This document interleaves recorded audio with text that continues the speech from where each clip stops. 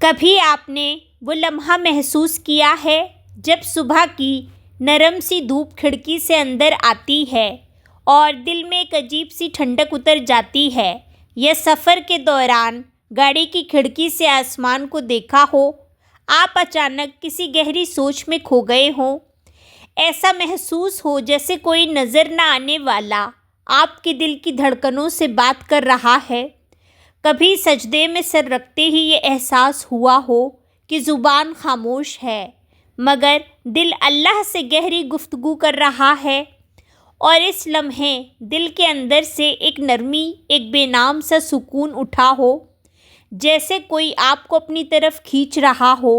اگر آپ نے کبھی ایسے لمحے محسوس کیے ہیں تو یقین جانیے یہ سب عام باتیں نہیں ہیں، یہ سب رب کی طرف سے اشارے ہیں۔ کبھی ایسا ہوا کہ دل ٹوٹ گیا مگر زبان پر ایک لفظ بھی نہ آیا، لوگوں نے پوچھا کیا ہوا اور آپ نے صرف مسکرا کر کہا کچھ نہیں، مگر دل اندر سے چور چور تھا۔ یہ وہ وقت ہوتا ہے جب اللہ بندے کے دل سے دنیا کو ہٹا کر اپنی طرف متوجہ کرتا ہے۔ جو آنسو آپ خاموشی میں بہاتے ہیں انہیں کوئی نہیں سنتا مگر عرش والا رب سنتا ہے۔ رسول اکرم صلی اللہ علیہ وسلم نے فرمایا، جو اللہ کے لیے صبر کرتا ہے اللہ اسے کبھی ضائع نہیں کرتا۔ ایسے ٹوٹے دل والے لمحے اللہ کی قربت کا سب سے پہلا اشارہ ہوتے ہیں۔ کبھی ایک چھوٹا سا گناہ کیا اور فوراً دل میں ایک چبھن سی ہوئی، ایسا لگا کہ یا اللہ میں نے یہ کیسے کر لیا، پھر آپ نے توبہ کی، چاہے آنسو آئے ہو یا دل کے اندر ہی استغفر اللہ کی صدا اٹھے۔ یہ بے چینی اللہ کی ناراضگی نہیں بلکہ اللہ کا فضل ہے۔ قرآن کہتا ہے جو لوگ غلطی کر بیٹھتے ہیں وہ فوراً اللہ کو یاد کرتے ہیں اور توبہ کرتے ہیں۔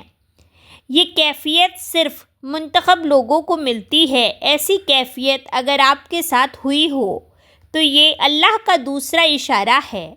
کبھی بغیر کسی وجہ کے دل چاہا ہو کہ آج قرآن پڑھوں، آج نماز میں زیادہ دیر کھڑا رہوں، یا آج دل چاہے کہ سجدہ ختم ہی نہ ہو۔ یہ کیفیت دنیاوی نہیں، یہ وہ تحفہ ہے جو اللہ ان دلوں میں ڈالتا ہے جنہیں وہ اپنے قریب رکھنا چاہتا ہے۔ جب بندہ سجدے میں روئے تو فرشتے کہتے ہیں یا رب یہ کچھ مانگ نہیں رہا بس رو رہا ہے، تو اللہ فرماتا ہے میں جانتا ہوں میرے بندے کو کیا دینا ہے۔ عبادت میں دل لگنا یہ رب کا تیسرا اشارہ ہے۔ کبھی ایسا ہوا کہ گناہ سامنے کھڑا تھا لیکن دل نے کہا نہیں، اللہ ناراض ہوگا، آپ رک گئے۔ کوئی نہیں دیکھ رہا تھا، کوئی گرفت نہیں تھی، مگر صرف اللہ کا خوف جیت گیا۔ یہ نشان ہے کہ اللہ نے خود آپ کی حفاظت سنبھال لی ہے۔ فرشتوں کے سامنے اللہ فخر سے کہتا ہے میرے بندے نے صرف میرے خوف میں گناہ چھوڑ دیا۔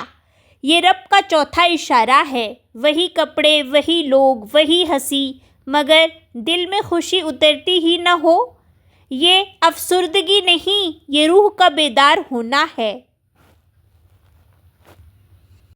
جب دنیا کا ذائقہ ختم ہونے لگتا ہے تو سمجھ لیجئے اللہ آپ کو اپنی طرف بلا رہا ہے۔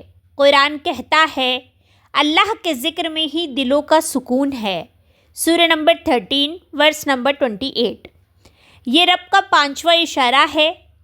کبھی سجدے میں دعا کرتے ہوئے الفاظ ٹھہر جائیں اور آنکھیں بہتی چلی جائیں۔ یہ وہ مقام ہے جہاں دعا نہیں رشتہ بول رہا ہوتا ہے۔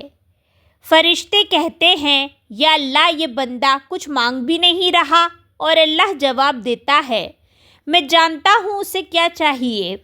یہ وہ لمحے ہیں جو زمین پر نہیں عرش کے قریب درج ہوتے ہیں۔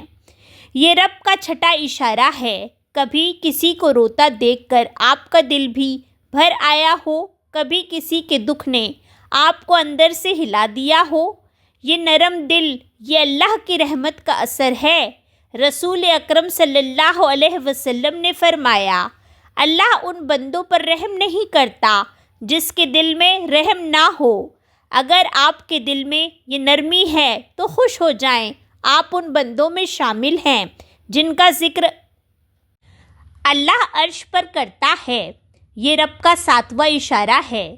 دنیا کا سکون، مال، شہرت کچھ بھی اصل نعمت نہیں، اصل نعمت یہ ہے کہ اللہ آپ کو یاد کرے، آپ کے سجدے، آپ کے آنسو، آپ کی خاموش دعائیں عرش کے قریب محفوظ ہیں۔